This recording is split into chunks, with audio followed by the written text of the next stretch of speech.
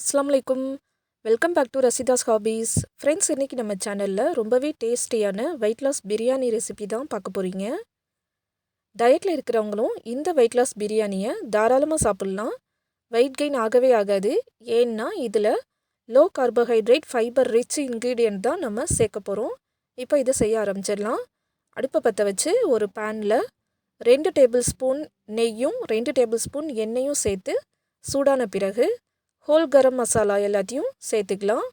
ஒரு சின்ன துண்டு பட்டை, ஒரு அன்னாசிப்பூ, 2 கிராம்பு, 2 ஏலக்காய், ஒரு பிரிஞ்சி இலை சேர்த்து தாளித்த பிறகு ஒரு பெரிய சைஸு வெங்காயத்தை நல்லா ஃபைனாக நீளமாக கட் பண்ணி நல்லா வதக்கிக்கலாம்.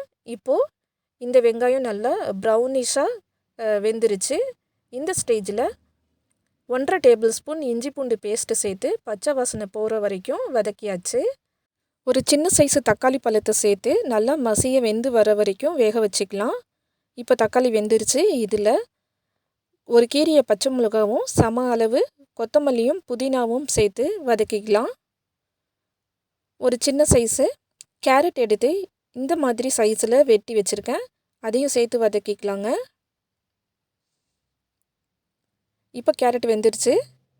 அப்ராக்சிமேட்டாக ஒரு 150-200 கிராம் வரைக்கும் இருக்கக்கூடிய சிக்கன் சேர்த்துருக்குறேன். 2 டேபிள் ஸ்பூன் தயிர் சேர்த்துருக்குறேன். 1 டீஸ்பூன் மிளகாய்த்தூள், 1/2 டீஸ்பூன் மிளகுத்தூள், 1/2 டீஸ்பூன் ஜீரகத்தூள், 1/4 டீஸ்பூன் மஞ்சத்தூள். இது எல்லாத்தையும் சேர்த்து இந்த எண்ணெயிலேயே இந்த சிக்கனை நல்லா வேக விடலாம். இதுக்கு தேவையான அளவு உப்பையும் நான் சேர்த்துக்கிறேன். இன்றைக்கி நான் சாமை அரிசி தான் சேர்க்க போகிறேன். அதனால 1 டம்ளர் சாமை அரிசிக்கு 2 டம்ளர் தண்ணி ஊற்றி இதை மூடி வச்சு வேக விடலாம். இப்போது சிக்கன் நல்லா வெந்துருச்சு. இதில் ஊற வச்ச 1 டம்ளர் தோல் நீக்கப்படாத சாமை அரிசியை சேர்த்துக்கிறேன். இந்த தோல் நீக்கப்படாத சாமை அரிசி ரொம்பவே ஃபைபர் ரிச்சான ஃபுட்டு, ரொம்பவே ஹெல்த்தியான ஃபுட்டு.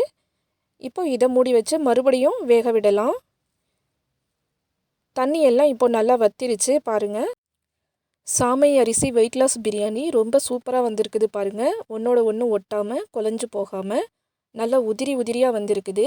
ஃபைனலாக ஒரு 1/2 டீஸ்பூன் நெய்யில் வறுத்த முந்திரி பருப்பையும் திராட்சையும் சேர்த்துக்கிறேன்.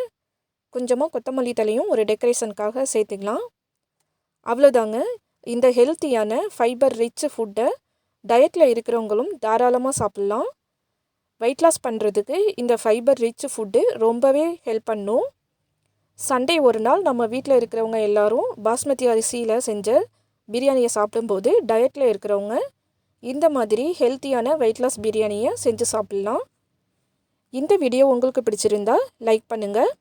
ரொம்ப பிடிச்சிருந்தா வெயிட் லாஸில் இருக்கிறவங்களுக்கு இந்த வீடியோவை ஷேர் பண்ணி எனக்கு சப்போர்ட் பண்ணுங்கள். மறக்காமல் ரசிதாஸ் ஹாபீஸ் சேனலை சப்ஸ்கிரைப் பண்ணி வச்சுக்கோங்க.